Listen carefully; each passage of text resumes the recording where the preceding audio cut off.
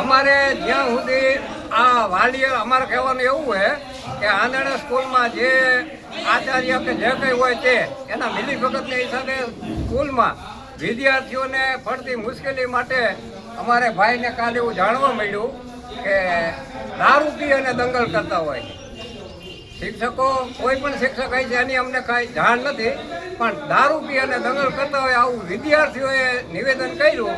એ નિવેદનના આધારે અમારે જ્યાં લગી સ્કૂલના આચાર્ય કે જે કંઈ હોય તે એને જાણ કરી કે આવારા તત્વો જે આવા હોય બેફામ રખડતા હોય, ઘણી છોકરાઓને એવું વાત થઈ કે એને મારકૂટ કરવામાં આવતું હોય.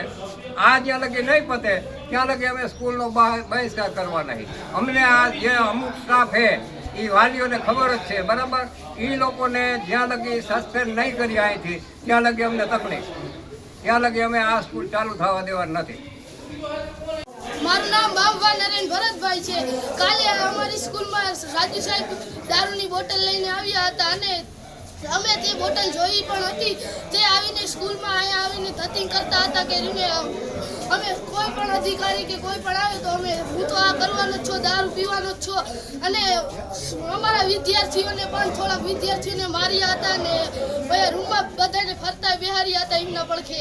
અને અહીંયા 2-3 છોકરીઓને મારી પણ હતી અને અમારા રૂમના એક ક્લાસના છોકરાને માથામાં સ્કેલ ઠોકી હતી.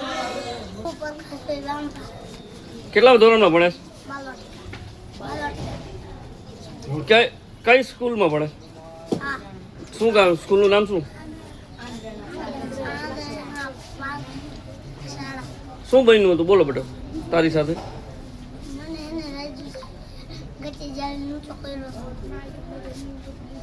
તે તારા પપ્પાને મમ્મીને વાત કરી હતી? તમામ બાળકો ભણવાનો આજથી અમે બહિષ્કાર કરી છે. સોમવારે કોઈ પણ બાળક આવશે નહીં. એનું કારણ એક કે કાલે બનાવ એવો બન્યો, સ્કૂલમાં શિક્ષક ચાલુ ન કરીએ ઇંગ્લિશની બોટલ સાથે વાલીઓએ ઝડપે અને અહીંયા સ્કૂલની અંદર એવો ટીંગલ કર્યો કે સરપંચ આવે તો ભલે કોઈ પણ વ્યક્તિ આવે ગામનો એનેથી હું બીતો નથી.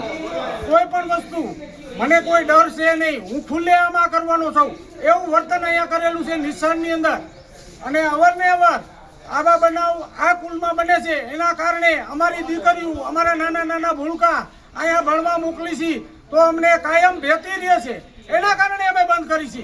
આજથી અમારે સોમવારથી અમારા છોકરાનું ભવિષ્ય જે કોઈ પણ કારણેસર બગડે છે એનું ખુલ્લેઆમ આ શિક્ષણ અધિકારી આના જે ઓલા છે એનો આ બાળકોનું કોઈ પણ ભવિષ્ય બગડે છે એનું તાત્કાલિક નિર્ણયો લેવાનો શિક્ષણ અધિકારીને કહેવા હું આટલું માગું છું. તમે ઘટતા શિક્ષક પૂરા નથી કર્યા. વારંવાર અમે રજૂઆત કરી છે, અહીંયા આવી છે કે તમે આ ઘટતા શિક્ષક અમને પૂરા કરી દો. 3 શિક્ષક હોય, 7 ધોરણના વિદ્યાર્થી હોય, અમારે આને મૂકવા ક્યાં? બોકડા પૂરે એના ઘોડે પૂરીને વયા જાય છે. બાળકો અમારા ભણે છે અહીંયા 3 એક સાહેબ આગળ 3 ધોરણ હોય. શિક્ષક તમે પૂરા નથી કરતા. વારંવાર અમે